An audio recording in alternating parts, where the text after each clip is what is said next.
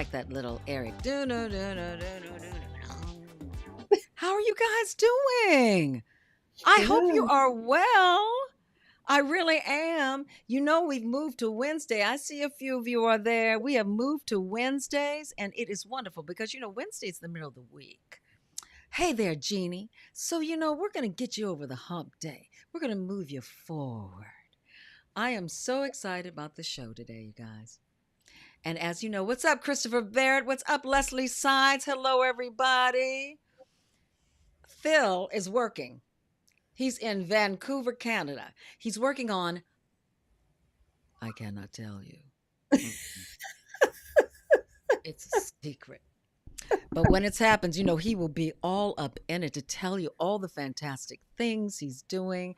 And we're just really, really thrilled with all the work he's gotten and all the things that are coming forth for both of us. It's been wonderful. I've got 3 fantastic guests today, you guys, and I'm so excited about these fabulous women being here. But before we go, I really have to speak about the hurricane and to send blessings, and just the hope that people survive, that please, all of you know that your country is with you. We are thinking about you, and we are sending love to you. And I also cannot let this week pass without talking about the atrocities that happened last year in Israel. Terrible what has happened. And we know that there was an anniversary of that. And so I want to also speak to that, sending condolences to everyone who lost family members, and also what's happening in Gaza right now. It's just too much. These wars are too much. So there is a great support from us for everyone to come together, and let's talk about how we can all live together and share peace and love like we're supposed to be doing on this planet. Thank you guys for coming tonight. And I want to introduce you to these 3 fantastic ladies. Wait, you know what? Before I do that, I'm going to show you a screening of their film. These 3 women have come together. Miata Vincent Ranka, Kina Ferguson Frazier, and Delise James. They have come together and they've created a fabulous production company, Two of Cups Productions. And I was blessed enough to play the matriarch in a short film, The Devil Ain't Pious, with fabulous, wonderful Lawrence Hilton Jacobs and some other incredible actors. These women did a great job. The film looks great. It's in festivals all over the country. And if I know, they will start putting it over in Europe, and I will get my ticket and fly to go see that film. So before I introduce these 3 ladies, let me play the short. Rather the short, let me play a clips. Oh, hold on, everybody. You know, when we do this, oftentimes I have to come right here and do it manually. Pius Montgomery and his wife Mavis have created a multi-billion-dollar hot sauce company. That's my Uncle Walter and my dad. He's the best. Your dad? No. Do you know what this is all about? Your father has something to tell you. 2 of you are not getting a divorce, are you? Nothing that simple. I was in my hospital room, 1972. That very same night, the devil came to me. He offered me a bargain. You better win or don't bother coming home. You want us to play games for the soul of our firstborn? That's the whitest thing you've ever asked us to do. Skiing the Italian The Alps. second whitest thing. The games begin.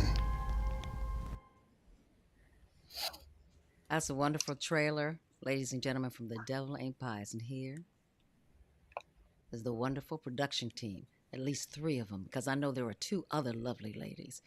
Miata Vincent Ranka, Delise James, and Kina Ferguson Frazier. What's up, gorgeous women? Hello, everybody. How are you? Good. How are you? Doing great. That looks like a great movie. Yeah, that looks like a great movie. It looks like a popcorn movie, doesn't it? Mhm.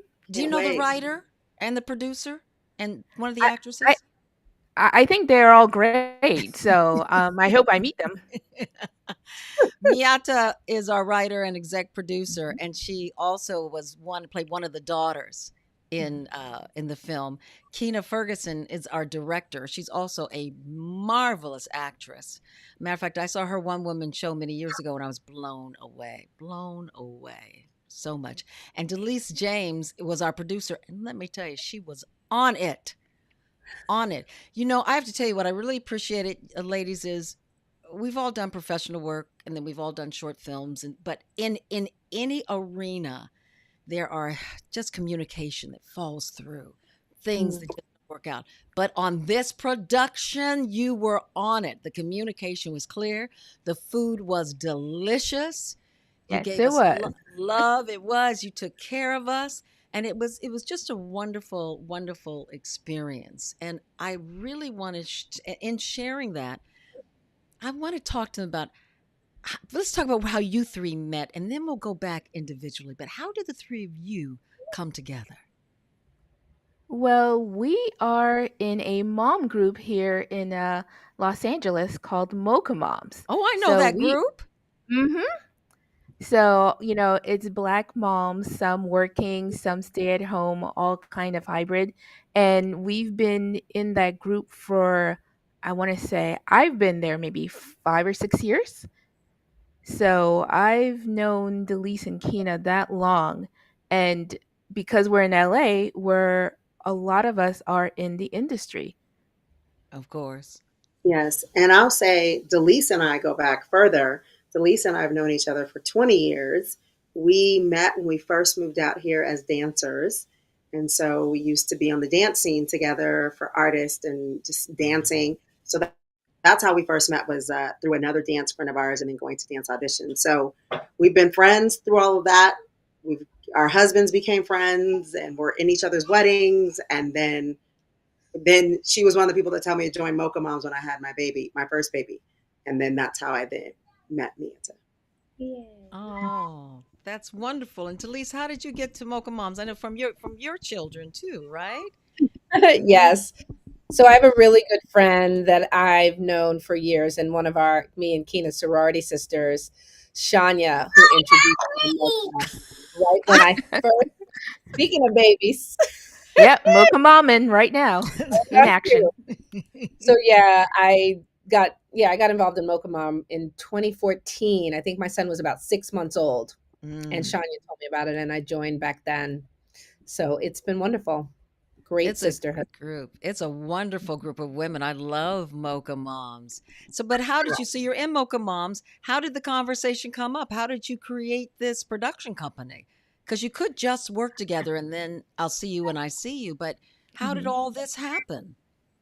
Well, I reached out to Keena. So I had this script that I had written, and I decided one day that I was going to make a short film. I had never created a film before, so I knew Keena had started directing and writing some short films, and that was something that she was looking to parlay from acting into directing. So I approached her for to be a possible either a director or co-producer. And then and people send me scripts quite often, and Miata sent it to me, and we were in Mocha Moms, but we didn't know each other's like work or like, you know what I mean? And so I was like, okay, yeah, I don't know. I didn't know she was a writer. Let's read it. And I read this script and I was like, oh, she's a writer. Oh, she's good. This is a good script. And this is not anything like I've been able to direct before. And so I was like, yes, I would love to direct, and I came on as a producer as well. But, I'm so grateful that she even, it's kind of, I always think it's a testament to like, you don't know who's watching you do your work.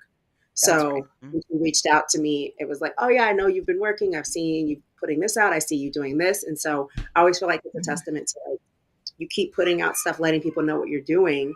And then people reach out to you and you're like, oh, people are paying attention. Yeah. That's wonderful. That's wonderful. And Delise, how did you then get connected? I got a call from them both. And I was like, oh my gosh, what an honor. I'm excited because I was in unscripted television for years.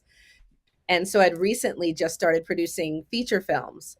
And so this was my first short film. And so when they asked me and I read the script, I was so excited to come on board. Oh, that's fabulous. Isn't it's really something we talk a lot about here where, oh, I'm just going to stay home. I'm not going to go out. I'm not going to and then you miss the juiciness of who you're going to meet Yeah. Mhm. if you're not out there. And then the universe also creates, well, Keena's doing all this stuff, so let's connect her with, and Delise is blah blah blah, and Yeah. and there's a vacuum in what we have. So who needs to fill it? And the three of you come together, and you do that. That's wonderful. So Miata, where are you from? How did you get into this industry? Where are you from?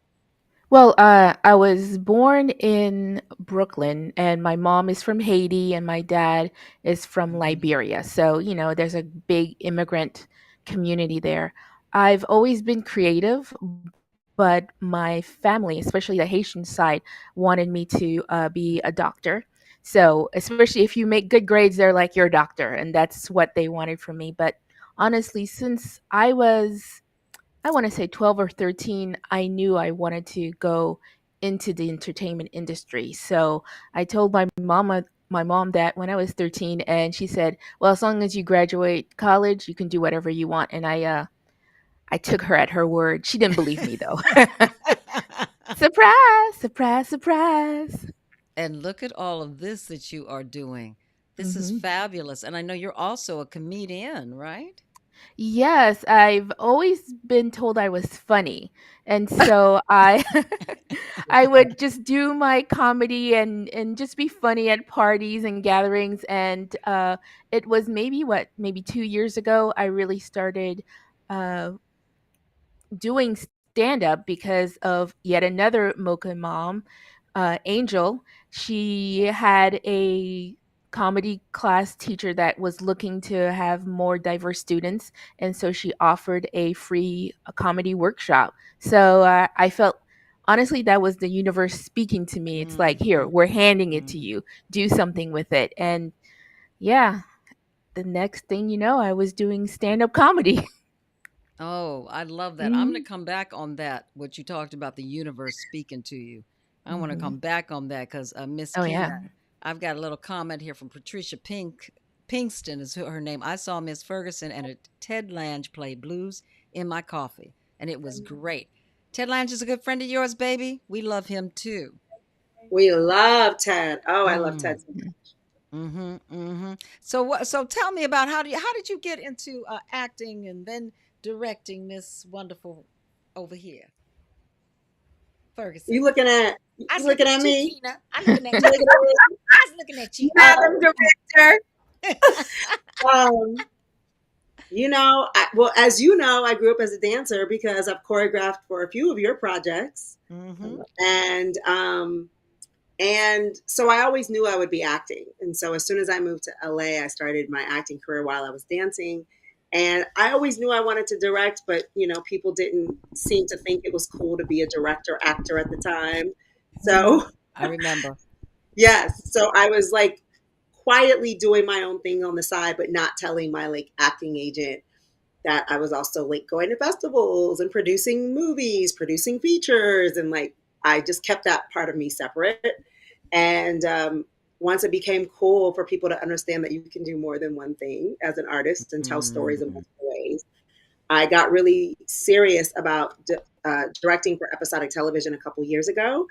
And fortunately, I booked my first episodic gig 2 years ago. And from there, it's just kind of been rolling. And my goal has really been to just keep putting my hand on different types of projects so that people can't box me in on what kind of director I am. The same way that I feel about acting. Like, I can play all kinds of things. Let's not box me in. So that's where my goal is now, is to just keep directing a multitude of things. That's wonderful. And you're still acting as well. I am still acting as well. Yes, I am still acting as well. And yeah, putting things on tape and booking guest stars and things still.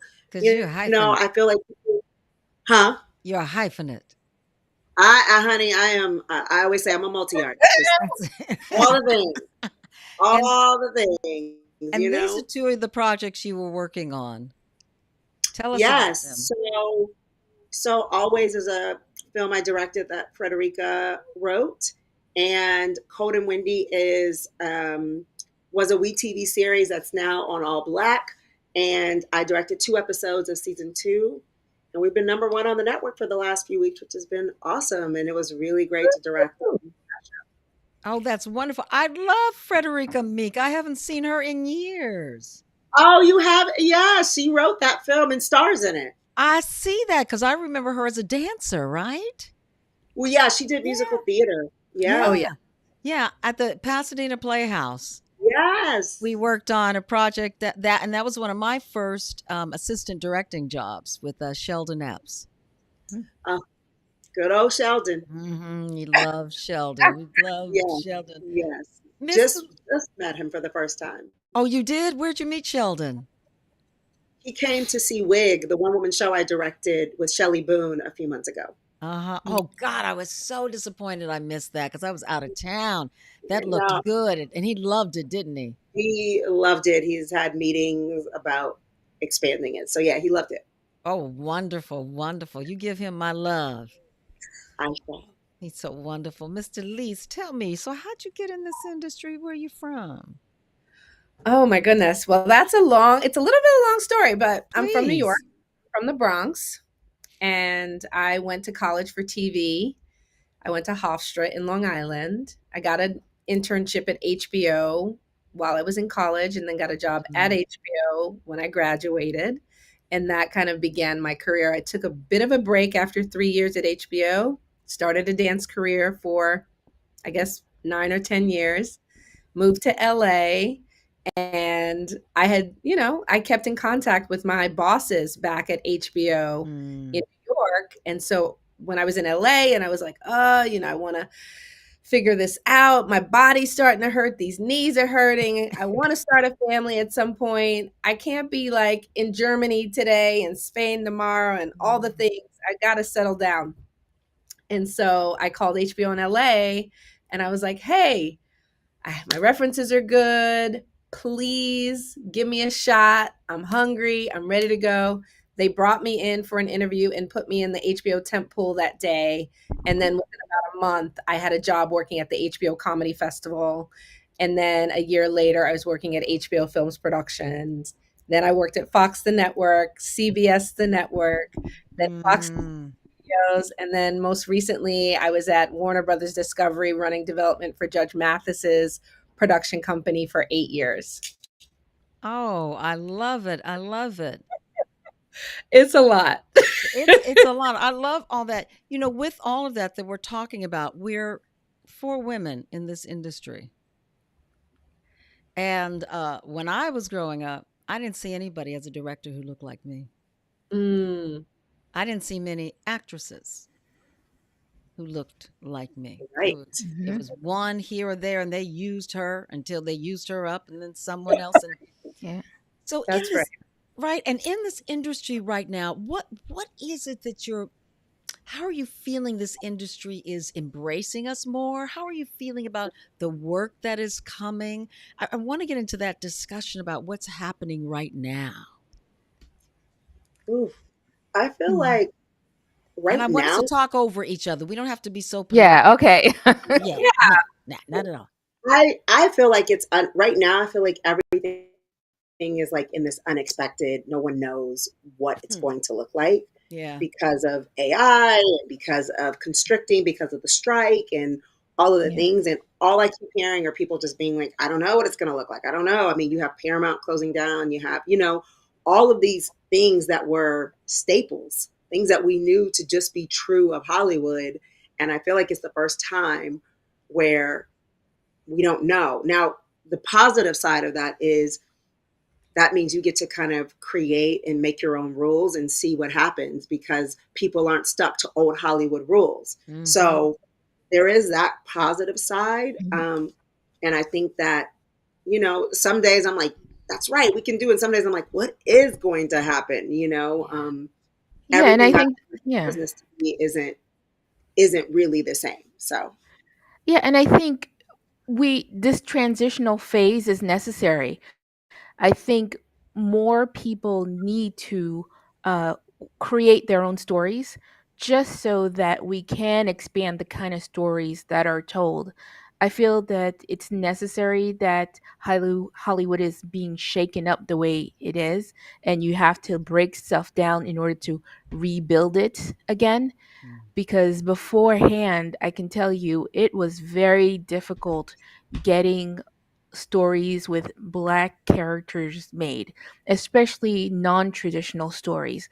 I love science fiction, I love fantasy, I love things like The Twilight Zone, and that's what I wanted to write and create. And I've had so much pushback from producers and studios who really couldn't see black characters beyond the limited scope that we've been allowed, and so I'm very excited about what's going on right now, because I'm hoping that the barrier has been broken and everyone will be able to create their own stories.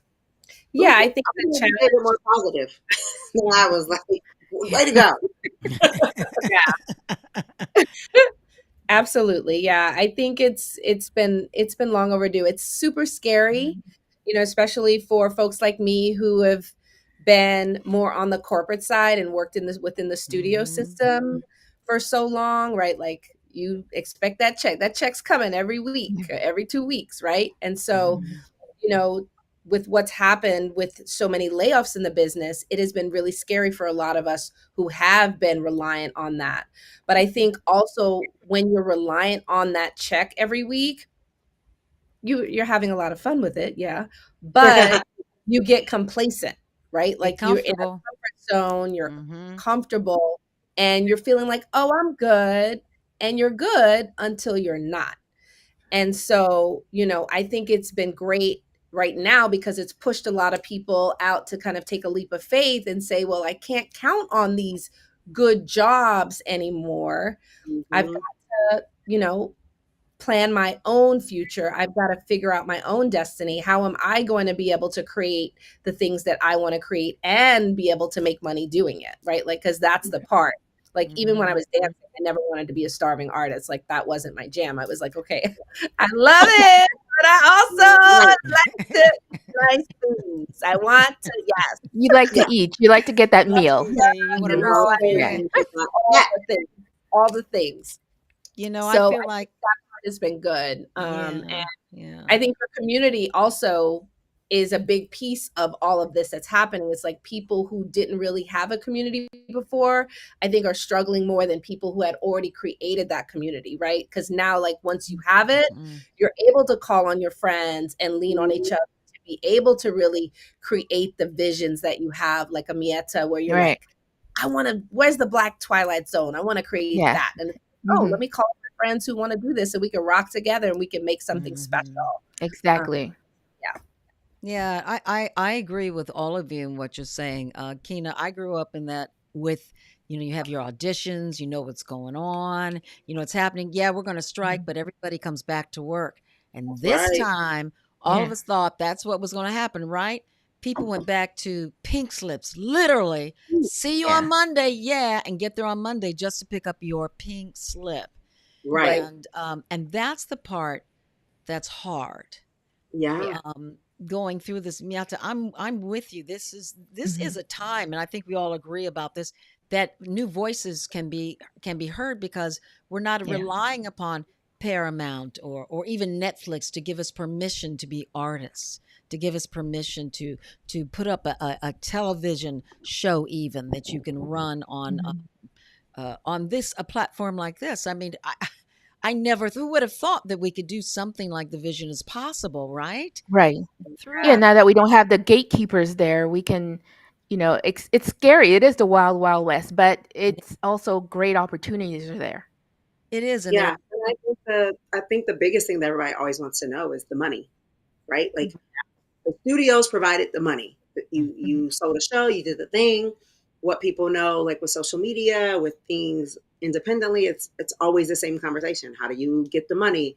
Or people want to cut their budgets way back, and so it's still navigating through that and figuring out, kind of like you said, Delise, like, how do we get that check though? How does that check come in?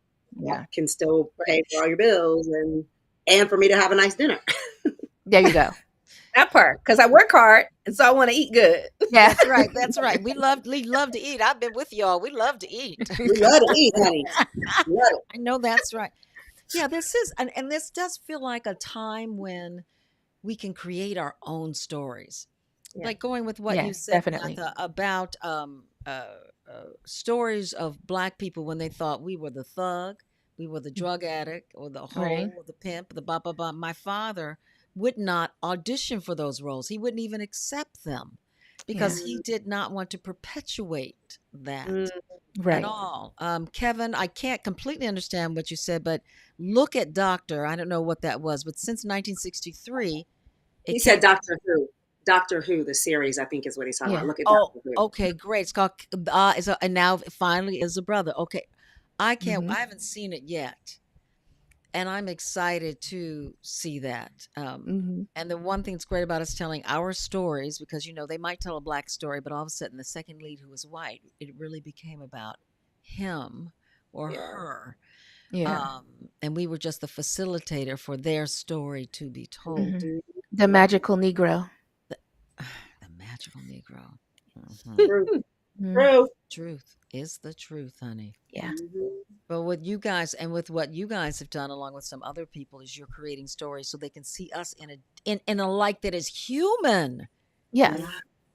We have doctors. We got sure we all have hoes and pimps and drug dealers and all that. But we also have doctors and scientists and writers and interesting people and people who are quirky and lost, just like our Caucasian brethren and sisters have as well. So Exactly. go ahead, Miata. I see you have something else, please. Yeah, there was a conference that I went to for women in the industry, and there was a panel on diversity. And it was led by Caucasian women, but it was co-led by, I believe it was John Singleton's daughter. And they were talking about, asking what questions do you have about the industry? And what I asked is, why can't we have films with Black people in them that have nothing to do with trauma? And the woman leading it said, then what would the stories be about? And I was taken aback for a moment because I wasn't sure if she was being serious, but I feel that she was, and that terrified me because I said, well, what is Lady Bird about? You can have a movie about a Black mother and daughter. It doesn't have to have any trauma. It can be a romantic comedy. It can be anything.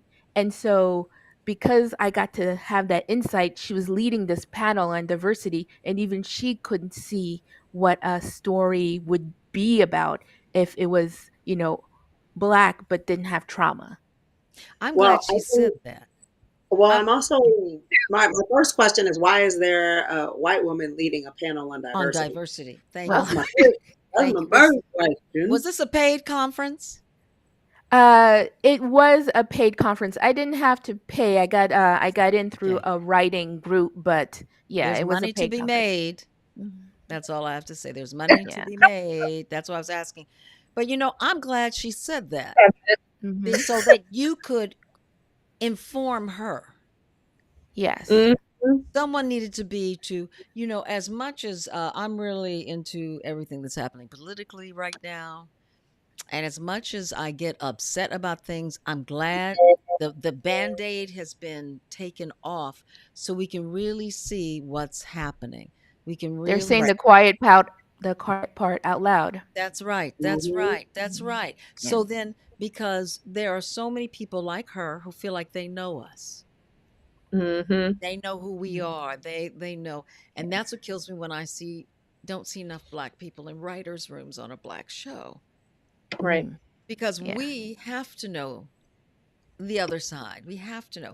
But we also know if we were to write anything about someone from another culture, Ethiopia, we would study who they are, right? Yeah. I don't feel the same respect comes back because they think they know us, and you don't. We are the same in so many ways.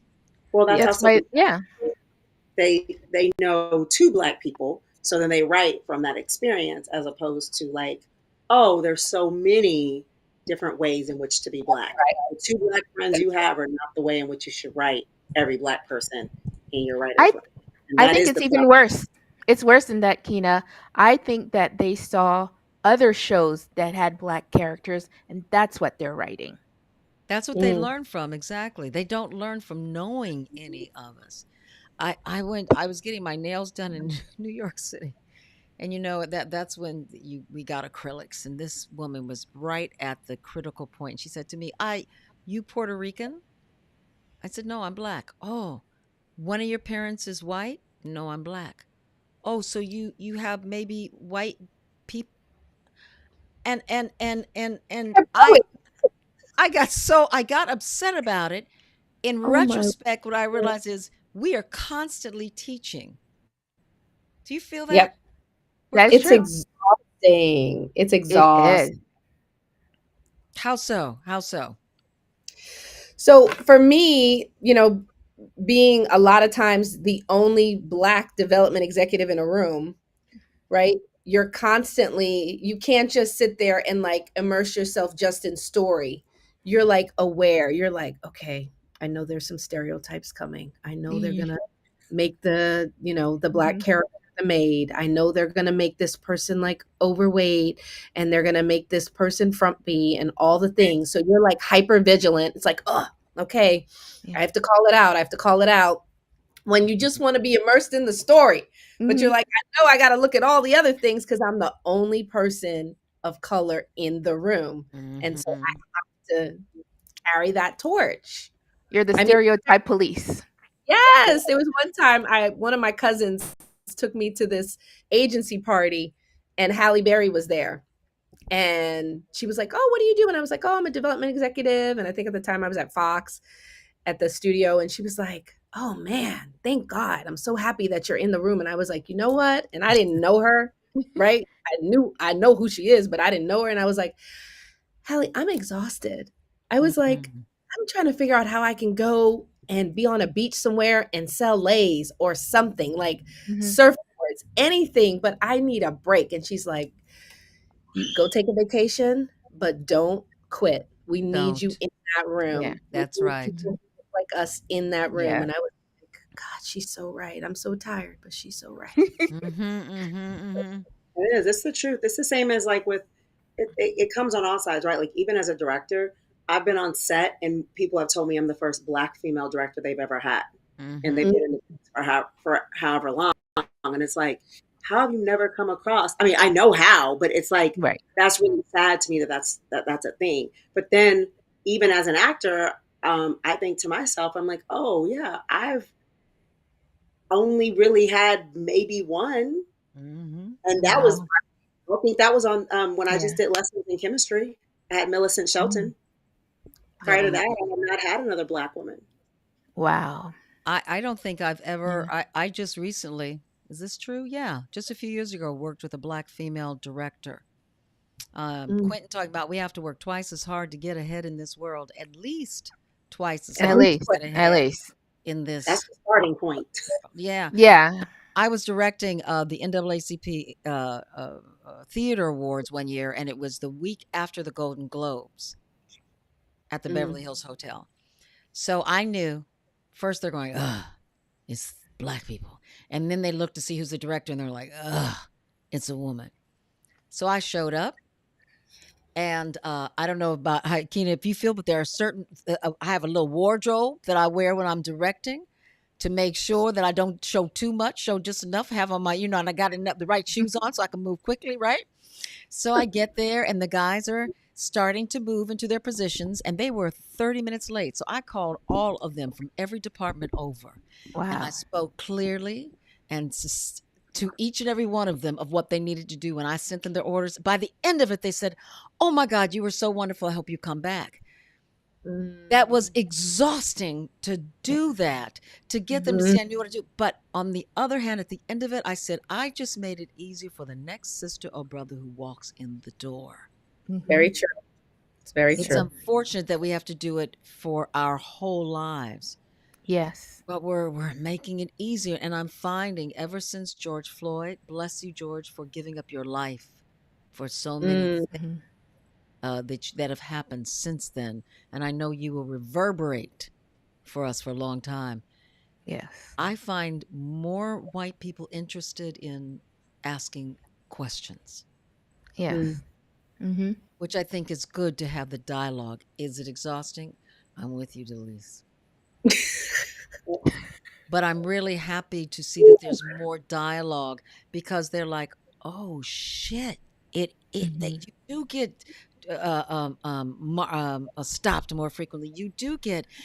Now I look around my job and I don't see many of you, and so that has opened up more conversation. That's true. Yeah, I mean, I think even down to, on the acting side, the hair conversation, right? Like there was a point where, they needed me curly for commercials, but straight was the only thing that I could book theatrically because they wanted the Black girls with straight hair. And that became a whole thing. And then there became the thing of like getting to set and not having someone who knew how to do your hair, or they're touching your hair like, and you're like, you knew I was right.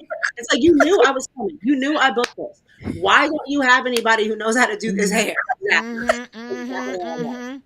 Wild. So it's like, it's just this ongoing thing where you're like, there's always some challenge, right? It's like, oh, I booked the job, yay. And then you get to set and they're like, could you like come with your hair almost done? It's like, she doesn't have to come with her hair almost done. She gets to just come out the shower and you know exactly what to do. Right, you know right. what I mean? Or, someone who doesn't know how to do makeup. I haven't run across this as much, but I have other friends who, they're making their skin look a little too ashy, or they don't know the right colors. And it's like, what people don't always get to realize is that on any front, your directing front, like you said about that show, I've had this with directors, like I have to assert myself on set, like, hey guys, like, I know what I'm doing. I don't need you to, I think that people don't understand the challenge that always comes when sometimes you're like, I just want to book the job, whether it's directing, acting, producing, and just go do my job and not have to manage all these other little things that everybody else don't have to think about. They just get to come and show up. And just as a woman, just a woman of any ethnicity, what we all end up running into. There's a comment here from one of our wonderful audience members, Kevin, and I want us to speak to this. I'd like to see, do we have to talk about George Floyd? That's an upsetting subject for me, and it makes me sad. Kevin, I would like to say I completely get that, and I want to make this broader than just George Floyd. And that is, and then ladies, chime in, tell me what you think. There has to be a benefit and understanding, a change within us and within consciousness, no matter what happens in life. We cannot avoid something like George Floyd is an anomaly to us who saw it, but we know what's been happening to our people for years. We can't avoid that because it allows us to speak to the better nature of ourselves. As I said, I don't know if you have, Kevin, but I have noticed that there are people of other ethnicities who are understanding us better. Black Lives Matter really came into focus from that. We can't look at George Floyd as this was a horrible thing that happened. Yes, it was sad, but if we stay in that space, then we can't grow beyond it. And he dies for nothing. Would we have wanted it that way? Hell no. No. But because it happened, we have to find something within it that helps us become stronger and to move in a more elevated, uplifting direction, baby. I hear you, but I want you to think about that. Ladies, do you have any comments about that? That has to do, and it's not just George, it's any tragedy that happened. Yes? I would love to hear from you. Yeah, we have to use it as a catalyst for change. It's not about just looking at his death as oh, this is a tragedy, let's look away. It's like, no, what was the society that allowed this to happen? How do we change it? The way we change this society now is giving, some sort of homage to him. It's something that we need to do so that his death was not in vain. And I know for me, I want to work every day to make this world a place where that will never happen again. Mm-hmm. Absolutely. Yeah. I think that's what mobilizes us, unfortunately. Atrocities, unbelievably tragic moments. If you look back in history, that is every single time there's been something horrific, that's when we like get together and we start marching. Yeah. And unfortunately, we right now, at least I've said this before, it's like we don't have our, leader. Like we don't have our Martin Luther King or our Malcolm X. We don't have that leader that's mobilizing everybody to change. Like President Obama was that for a while, right? Like that really people got behind President Obama and what he stood for and was like, okay, we're going to make change for our community. And then we got a little complacent. Yeah. And we got a little complacent and then things started changing and reverting.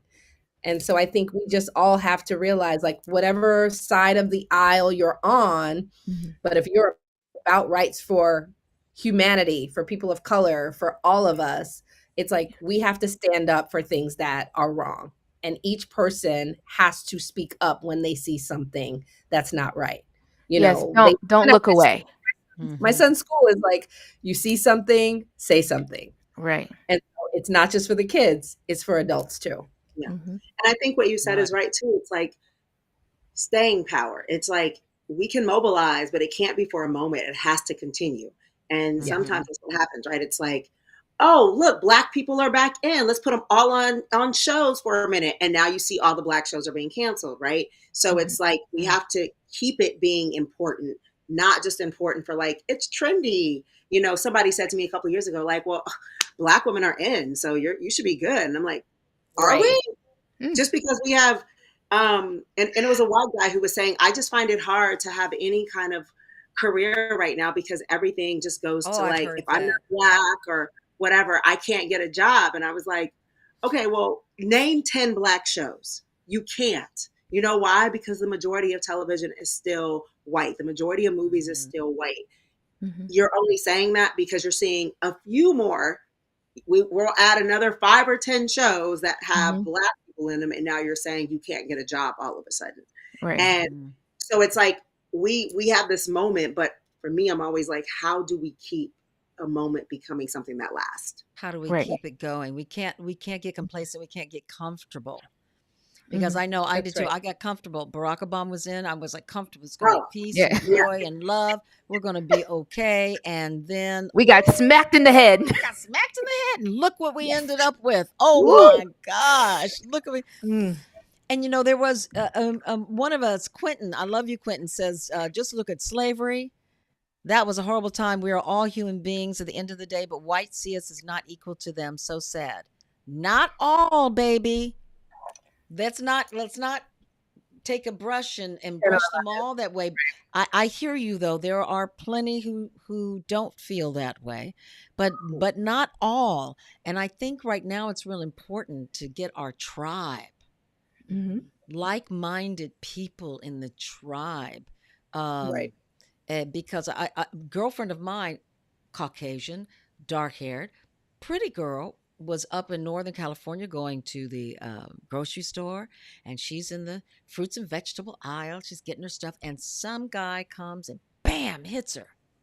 White supremacist. He hits her, says, I'm watching you. Oh my God. And she's just like, she left the grocery store, right? Yeah. And so she's not Black, but they can see she's probably groovy looking. She looks like she's a liberal. So right now, I think it's real important that we find our tribe and bring everyone who's supposed to be, because not everybody who's Black is supposed to be in the tribe. Lieutenant Governor of North Carolina. Oh yeah, Clarence Thomas. Oh, Clarence. My God. Definitely. Absolutely. Yeah, he's the poster boy. He's the poster boy. Right. Just not supposed to be there. So, the important thing is find your tribe, find your people. And just ladies, what you were saying, shit happens, you guys. You get Yep. your heart broke. That person you thought you were going to be with, marry, fall in love with, be together. And oh man, it doesn't work. But we have to take that moment, Yep. dry our tears, and find out, what do we learn from this situation? Yeah. Learn from it, grow from it. Exactly. Right. And Yep. Quentin, yes, there are whites who still have hatred. Like there Yeah. are some blacks who still have hatred, and so forth and so on. But we can't let them run our lives. That's what Phil and I are always talking about. 1000%. Yeah. We just can't do that. And there's something you mentioned, Mia, earlier about spiritual, about what's out there.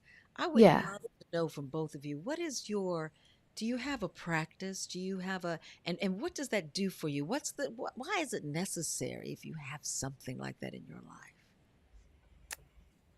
I know for me, I went through a spiritual awakening back in 2021, and it has allowed me to be braver in my choices. Mm. I now feel that I can take that leap off of a cliff and have the universe catch me. So my spirituality has really allowed me to become more of who I was meant to be and to not live in fear. And how do you That's do beautiful. that? How does that look? What does that look like? Well, I have daily practices where I open myself up to spirit. I cleanse myself off from the people around me. And I also have shut out a lot of their opinions of me. I feel that when people see me, they see someone who's very ordinary, maybe unimpressive. And I've kept silent because I was kind of taught to be silent, to go through the world in silence. And now I don't. I speak up and I go for what I want. And I just speak it into the universe and I take the steps necessary to follow through. When I first told Kina about this film, what she said is, a lot of people come to me and say, "Hey, I want to do this, I want to do that." So I want to make sure that that's something that you are going to follow through. And I was like, bet. I will do it. A bet. So I was Yes, like, you did. okay, Did it big. okay. I see what you're saying, Kina. So like everything I said, I'm gonna do this, I did it. And I didn't know where the funds were coming. I didn't know where the actors were coming, where the location was coming, but I knew that I have decided to make a film and that is what I was going to do. And I said, universe, if you want me to succeed, send me the people, send me the village that I need to make this happen. And she did. So I just want to go back with something you said. So you had the idea. Mhm. You didn't have the money. You didn't have the No, not at all. you didn't have the where.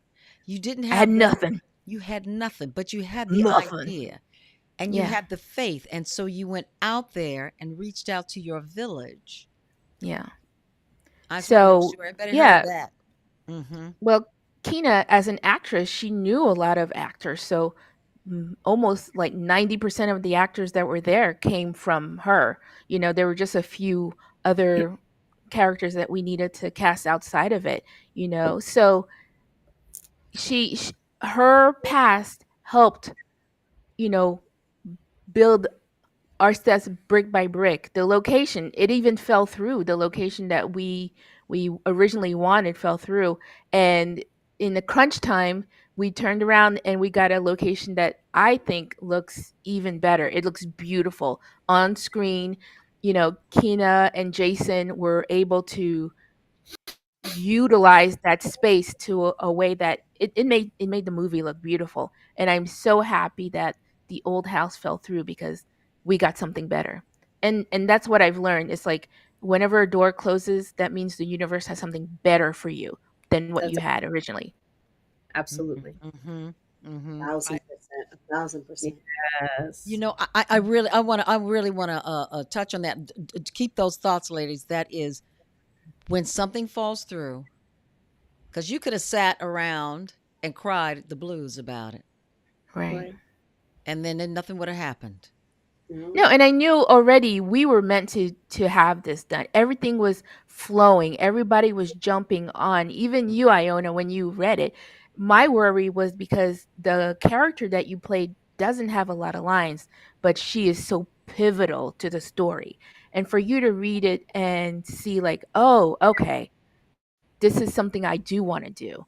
That's great. That's important. And because things were flowing so well, when we got Larry to play the lead, I'm like, we were meant to do this, right, Kina? It's like everybody was excited. We were meant to make this. It was meant to be made. It was meant to be made at the timing it was, with the right people. I do believe everything works itself out, and it's easy in the moment to not think that it does. But I've definitely learned that, like, it's okay. That's not meant to be right now. And it will work out the way it's supposed to work out. The people who are supposed to be a part of it will be a part of it. For me, it's about like intentionality. As long as your intentions are clear and you're specific and you're like, this is what I want, and I'm going to take the steps forward to make it happen. Once you do that, I feel like things fall in place. And when you hit that hiccup, you go, okay, I must have not supposed to go left. I thought I was supposed to go left. That's not it. Okay, let me restate my intention, restate what it is that I want, and what is the solution to get to the next thing. And I think that you can keep moving forward. My thing is always keep going forward, and also find a solution, right? It's really easy to sit in the like, oh my gosh, it's really easy to do that. And I give myself a little bit of time to like do my sulking, like, oh, why is it so hard? And then I'm like, all right, now what are we going to do? What are we going to do? How are we going to get to the other side? Because there is always an answer to get to the other side. There's always an answer. There is. Quentin comes through with something that I want to share from what you just said, Kina, which is fear can be a huge anchor. Yes. Oh gosh, yes. I mean, fear will keep you from doing fear. For me, fear keeps you from doing the bold things, the really big things, right? I feel like fear knows your Achilles heel. Fear is like, no, I'm gonna let you do your audition. I'm gonna let you go meet the. But are you gonna call the person that has, $50,000, but you are afraid to call them? Are you going to reach out to this agent or reach out to, Larry was a big move. I did not know Larry at all. You know what I mean? And it was like, all right, well, all I can do is send him a script and tell him what my vision is as a director. And he hit me right back. So I think that fear will hold you from doing the really big things. And I think that sometimes you'll be like, no, I don't have any fear. I'm moving along, but you're moving in like small incremental steps, which is not negated, but you know that you're supposed to be making a big step, but fear keeps you from making the really big step. And exactly. So it's like, ooh, well, I did do this. And it's like, yeah, but you really want this. Yeah. Right. And courage comes from fear, right? It can. It can. Oh, it can. Yeah, it's good to do things despite the fear. It's not that the fear is not there. It's there. You do but it anyway. You still move forward anyway. Yeah. Yeah, I think somebody said, it's kind of that thing where you didn't have it before. So your life is either going to stay the same or you will get the thing.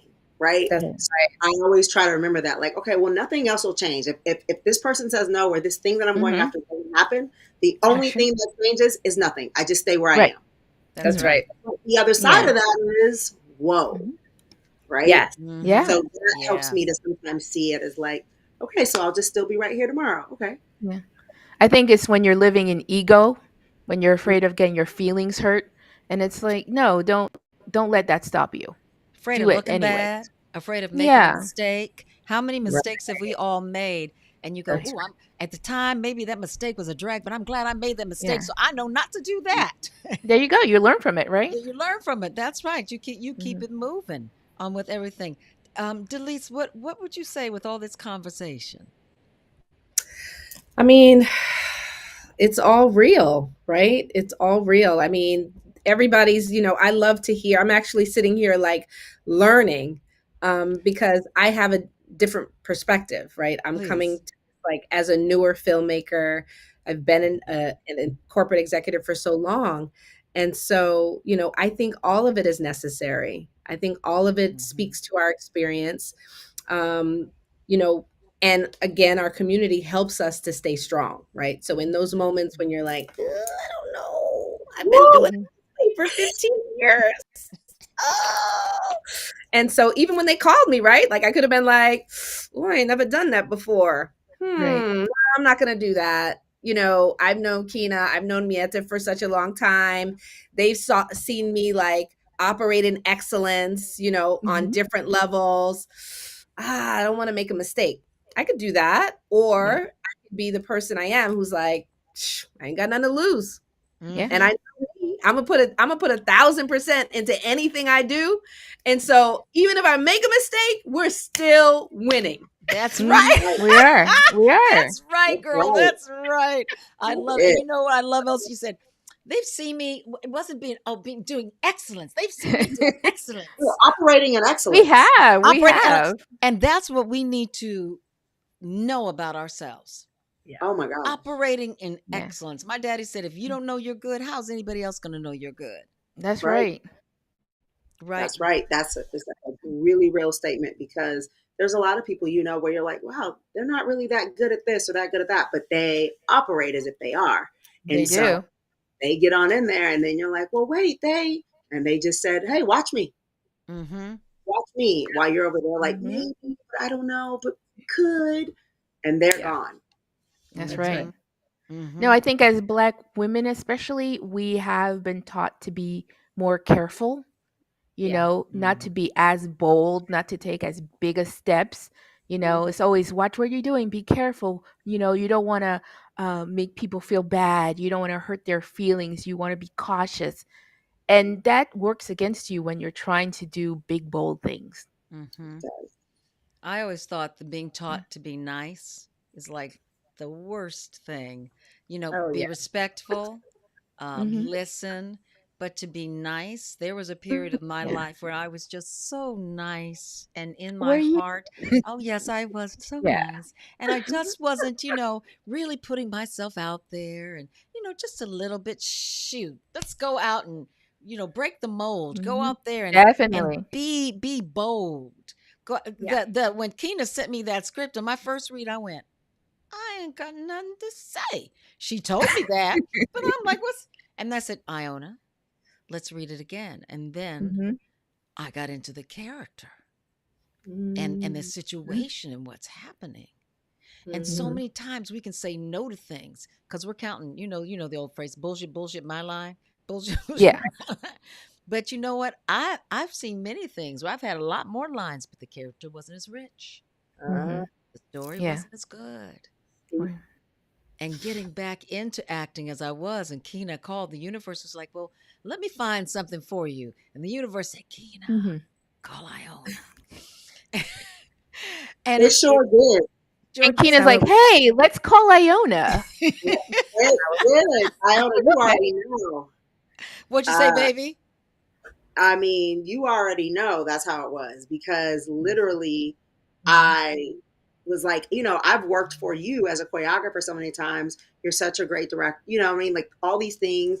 Obviously, I knew you were an amazing actor, and, you're a mentor to me. So I was like, but it just kept coming. I was like, Iona would be perfect. I just kept seeing you, Iona. I was like, well, only thing I can do is call her. Mm-hmm.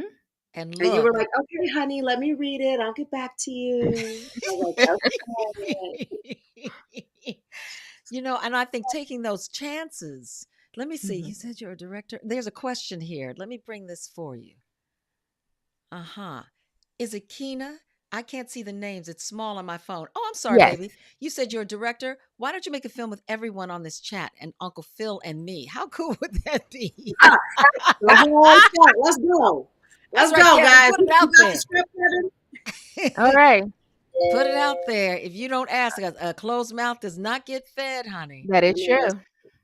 That's how I got my directing gig on Blackish.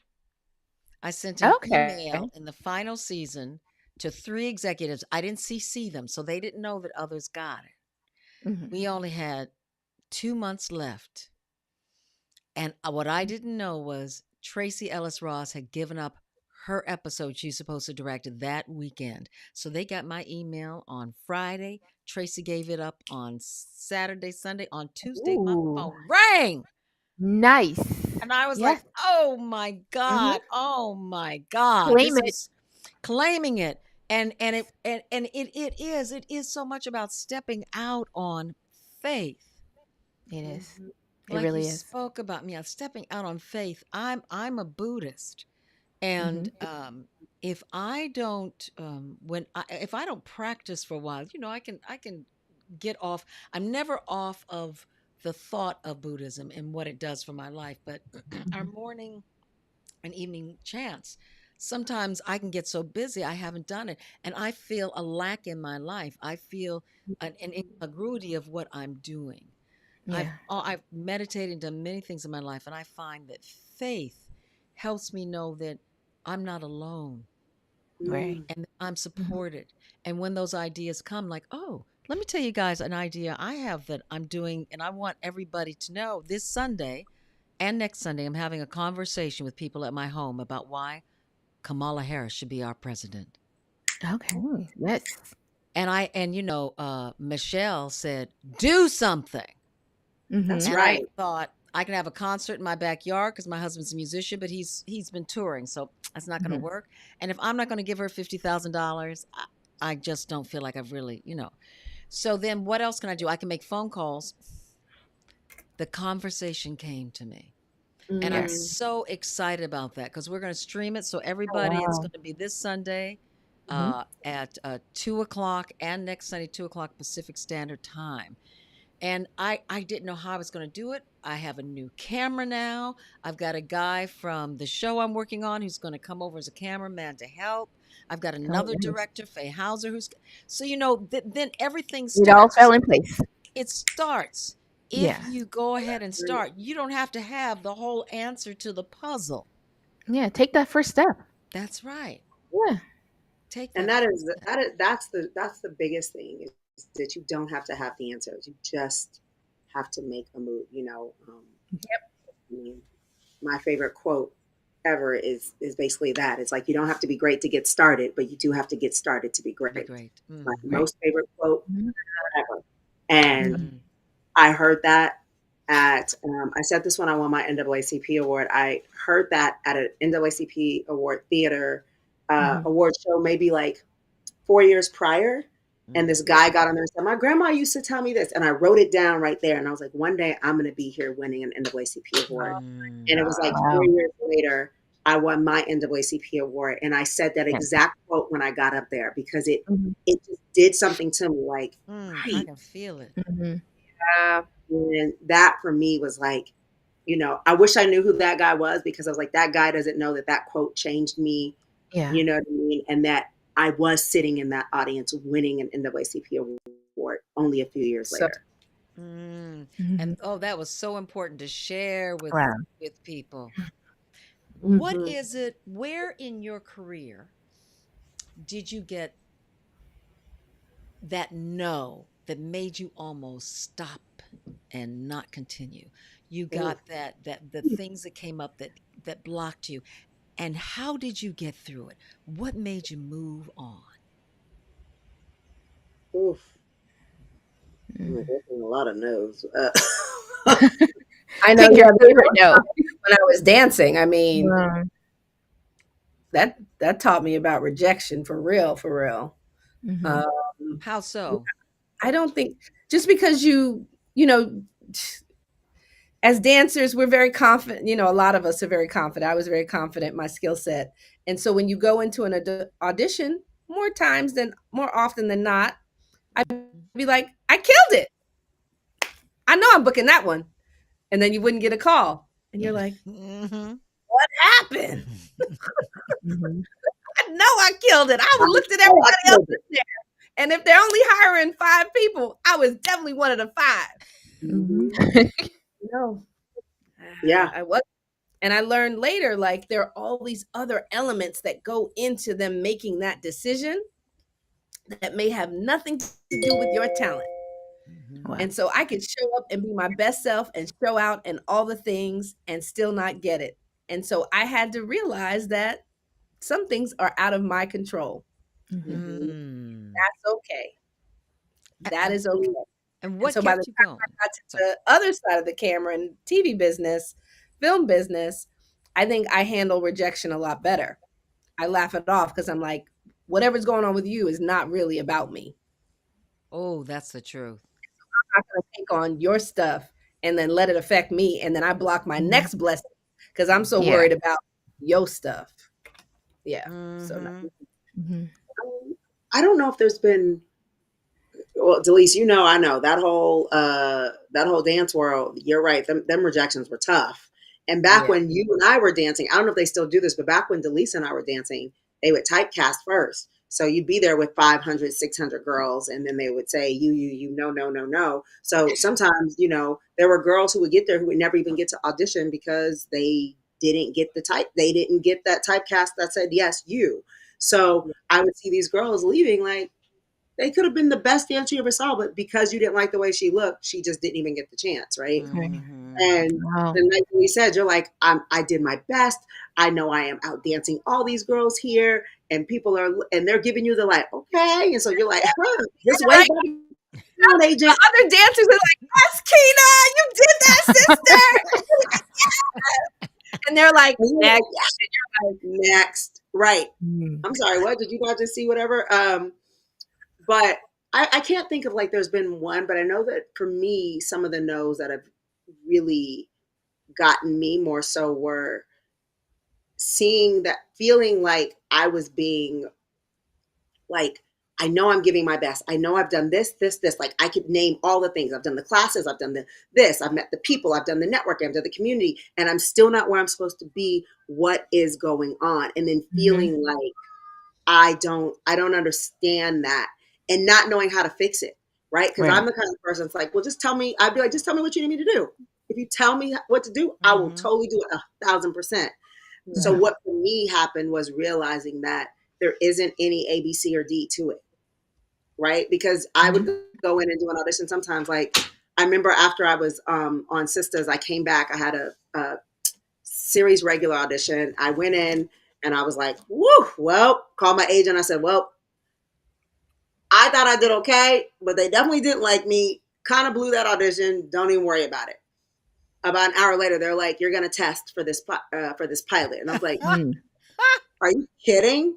And he was like, "Yeah." I was like, "That's strange." So I go to the test.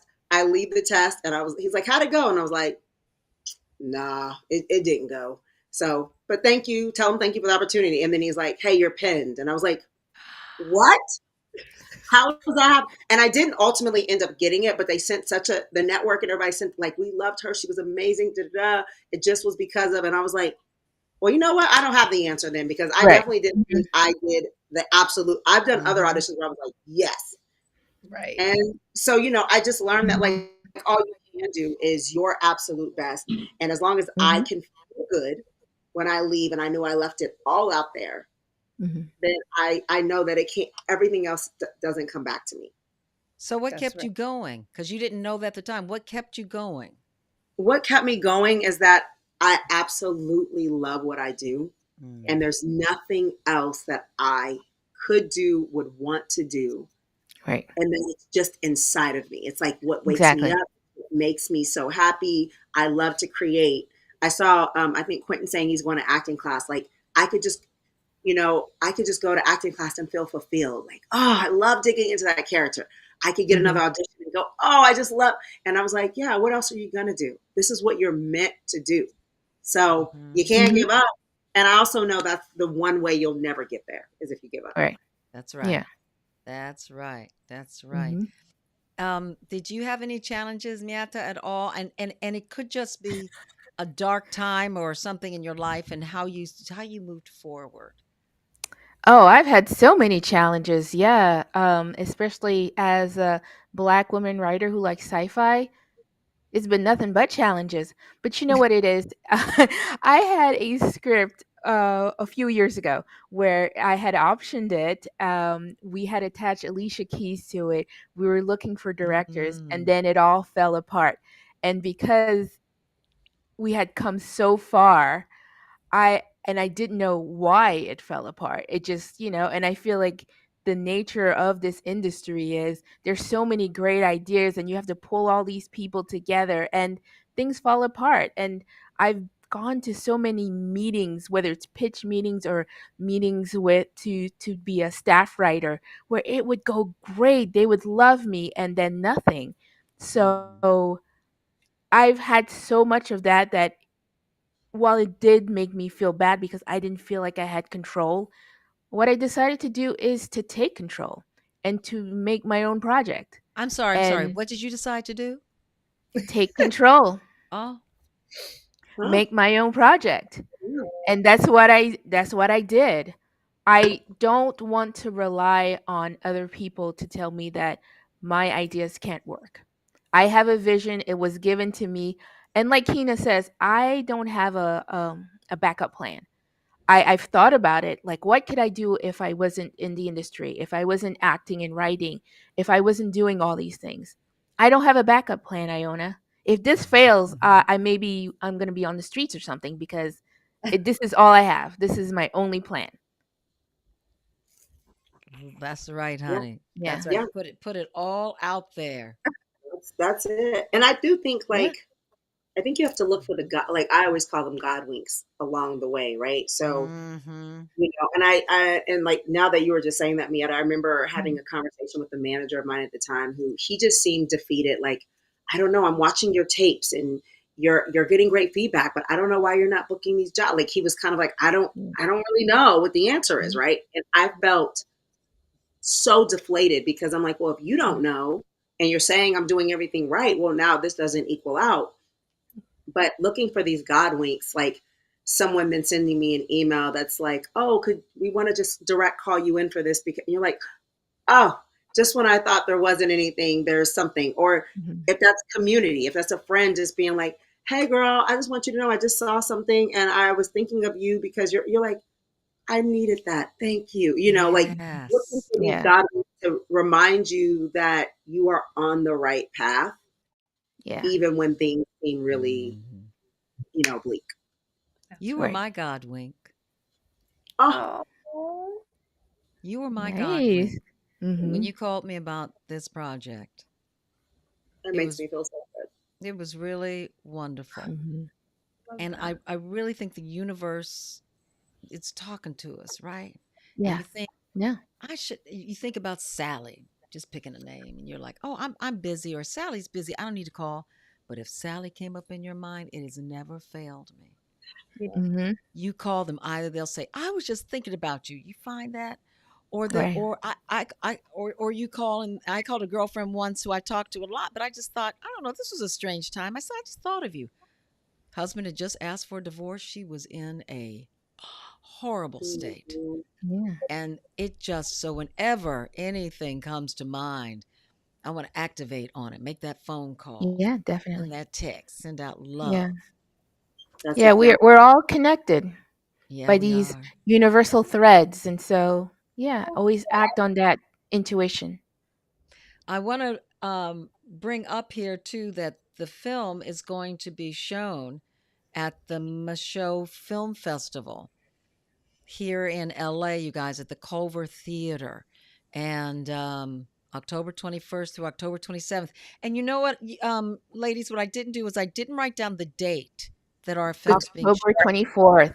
Okay, October 24th. And it is called, there you go, The Devil Ain't Pious. And as you see, look at this, official selection, Brave Maker Film Fest, Essence Film Festival. I also had something else here where you have outstanding dramatic writing. Yeah, we did. They did send us another one, but we just got 2 nominations at the Micheaux Film Festival. So for writing and for best short film.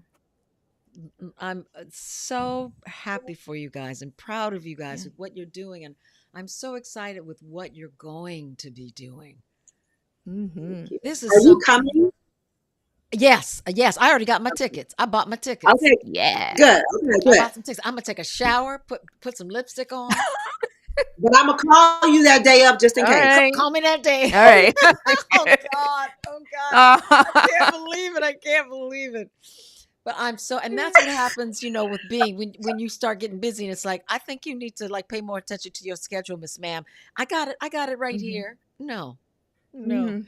I missed a screening of our film, you guys, that I was so excited to go to, and it was a big screening because I just knew that it was next Sunday instead of the Sunday Mhm. that I was living in at the moment. And I got a lovely little text that said, "Are you on your way?" And it was like toward the end of the event. And I've never done that. I was so mortified. But you know what? It's going to be perfect at the Michaud Film Festival. It sure Mhm. is. It's going to be perfect. It sure is. Ladies, I am so glad to have you with me tonight. This has been Oh, so thank you fabulous. so much. Oh, I've this had is Thank you. wonderful. just wonderful. And before we go, we always ask our I don't know what that ring is that coming from any of you guys?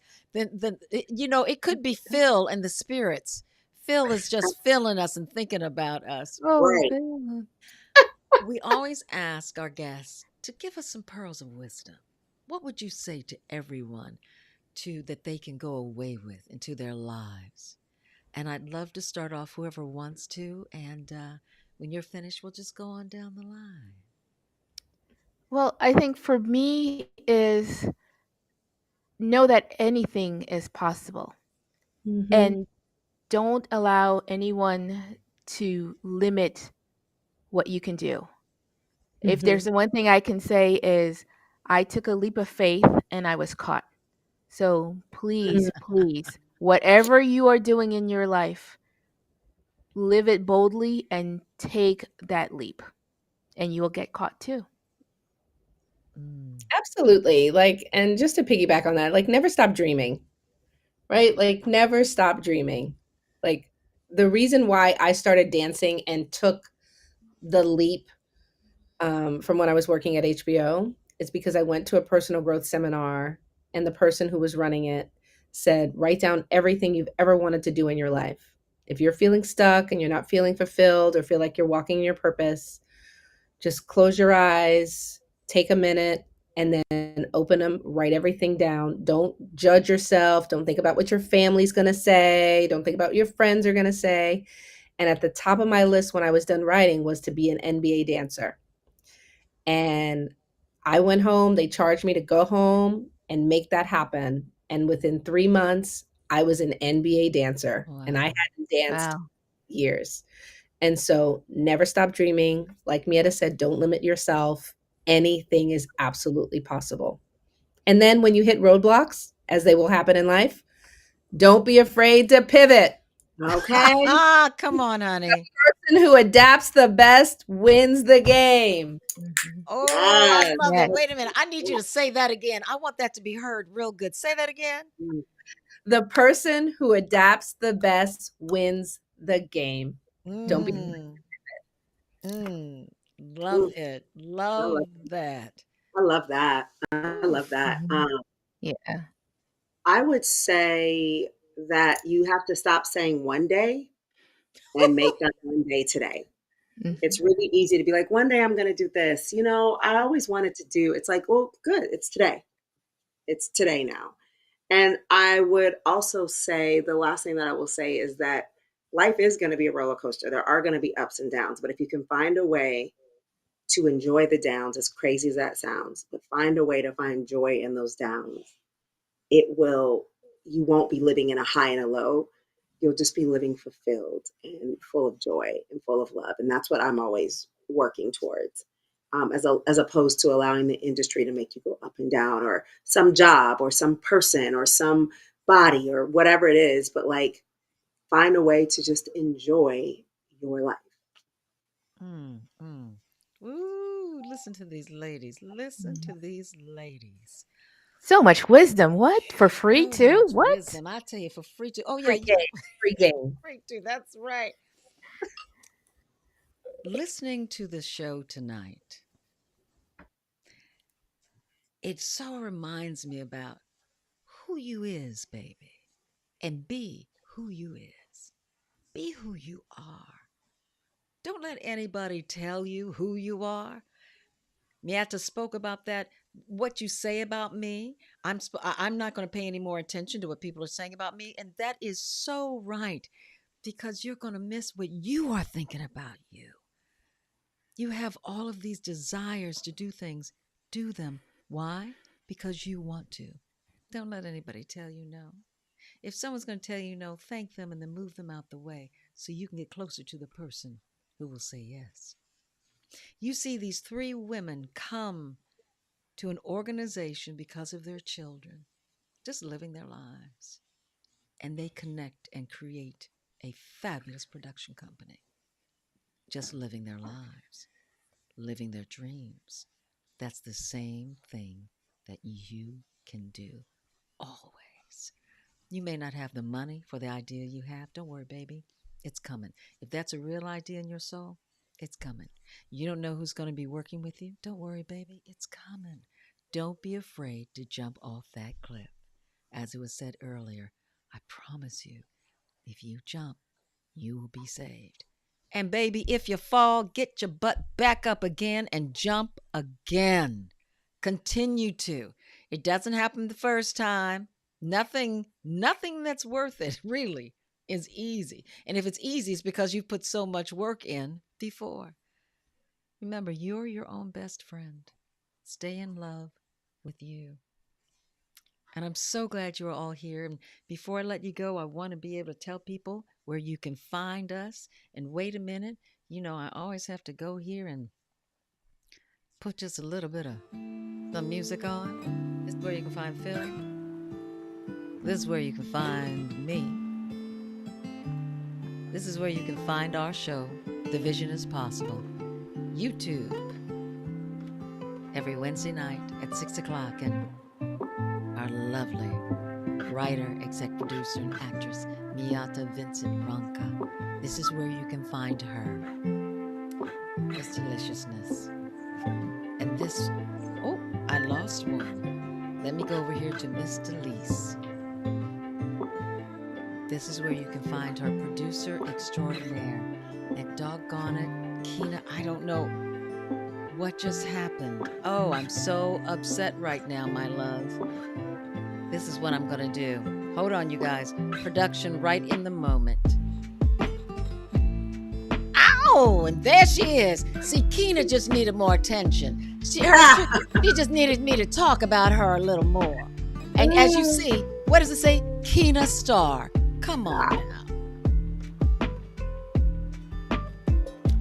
You 3 beautiful, fabulous women, thank you for joining me on The Vision is Possible. You have blessed. Thank you. Thank you. Seeing you at the Michelle Film Festival. You have a great week, ladies. Everyone. Bye, everybody. Have a great week. Thanks, everybody, for joining. And even though he isn't here, it's why I have to end every show. Bye, Philly. Bye, Phil. Bye, Phil.